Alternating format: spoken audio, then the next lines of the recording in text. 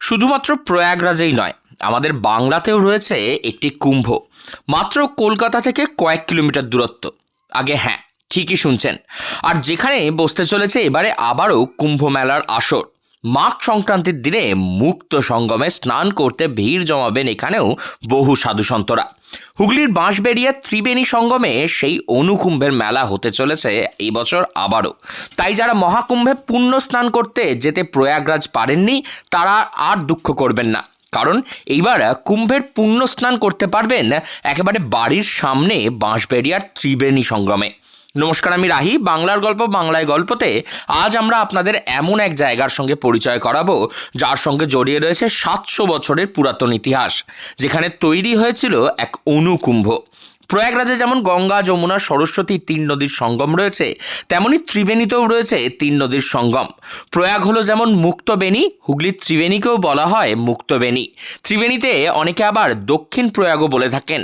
সেই সঙ্গমস্থলে 700 বছর আগে থেকেই কুম্ভ মেলা থেকে ফেরার পথে সমস্ত সাধু সন্তরা আসতেন। মাঘ সংক্রান্তির দিনে ত্রিবেণীর এই পুণ্য সঙ্গমে স্নান করতেন সমস্ত সাধুরাই। সেই থেকেই চলে আসছে এখানে ওই অনুকুম্ভের ইতিহাস। বলছে কানাডিয়ান লেখক এলান মরিসের একটি বই থেকে ত্রিবেণী কুম্ভের কথা জানা যায়। এছাড়াও পুরাণেও ত্রিবেণীর নাম পাওয়া গেছে। স্কন্দ পুরাণ অনুযায়ী কুশদ্বীপের রাজা প্রিয়ব্রন্তর মোট 7টি পুত্র ছিলেন। তারা হলেন অগ্নিত্র, মেধাতিথি, বপুষ্মান, জ্যোতিষ্মান, দ্যুতিষ্মান, শবন এবং ভব্য। ত্রিবেণী সঙ্গমে এই স্থানে তারা সাধনা করে সিদ্ধি লাভ করেছিলেন। যে সঙ্গমে 7টি গ্রাম নিয়ে তারা সাধনা করেছিলেন সেগুলি হলো বাসুদেবপুর, বাঁশবেড়িয়া, নিত্যানন্দপুর, কৃষ্ণপুর, দেবানন্দপুর, শিবপুর ও বদলঘাটি। তাদের এই আশ্রয় তৈরি করেছিলেন এই 7 গ্রাম জুড়েই। তাই থেকেই এই এলাকার নাম হয়েছে সপ্তগ্রাম। সেই সপ্তগ্রাম একসময় বাণিজ্য বন্দর থাকাকালীন এই স্থানের জনপ্রিয়তা ছিল তুঙ্গে। যদিও পরবর্তীকালে বিদেশি শক্তির আক্রমণে এর মাহাত্ম্য কমে যায়, কিন্তু মাঘ সংক্রান্তির দিনে বহু মানুষ এই ত্রিবেণীর পুণ্য জায়গায় স্নান করতে আসেন। সেই সূত্র ধরেই ত্রিবেণীর অনুকুম্ভের জন্ম এমনটাই মনে করা হয়। তাই যারা এবছর কুম্ভ স্নান করতে যেতে প্রয়াগরাজে পারেননি তাদের আর মন খারাপ করার দিন শেষ। আগামী 11ই ফেব্রুয়ারি থেকে 13ই ফেব্রুয়ারি পর্যন্ত চলবে ত্রিবেণী সঙ্গমে কুম্ভ মেলা।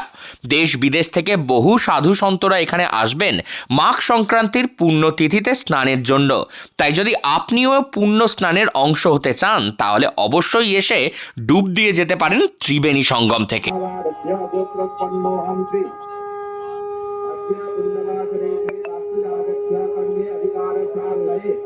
কিভাবে আসবেন এই কুম্ভ মেলায় ভাবছেন? তাহলে তার জন্য রইল আপনাদের একটি ছোট্ট রুট ম্যাপ। হাওড়া থেকে কাটোয়া লোকাল ধরে সোজা নেমে পড়তে হবে ত্রিবেণী স্টেশনে। সেখান থেকে অটো বা টোটো ধরে সোজা ত্রিবেণী সঙ্গম, কিংবা হাওড়া থেকে ব্যান্ডেল লোকাল, ব্যান্ডেল থেকে এসে কাটোয়াগামী যে কোনো ট্রেন ধরেই পৌঁছে যাবেন ত্রিবেণীতে।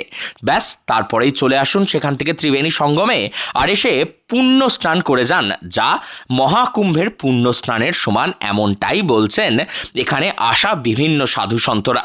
তাই দেরি না করে তাড়াতাড়ি রেডি হয়ে পড়ুন। যারা যারা প্রয়াগরাজের মহাকুম্ভে যেতে পারেননি তারা চলে আসুন কলকাতার খুব কাছেই বাংলার কুম্ভ মেলাতে। বাংলার গল্প বাংলায় গল্পতে আজ আমরা আপনাদের শোনালাম বাংলার কুম্ভ মেলার কাহিনী। এই গল্প যদি আপনাদের ভালো লেগে থাকে তাহলে অবশ্যই চ্যানেলটিকে ফলো করে পাশে থাকবেন।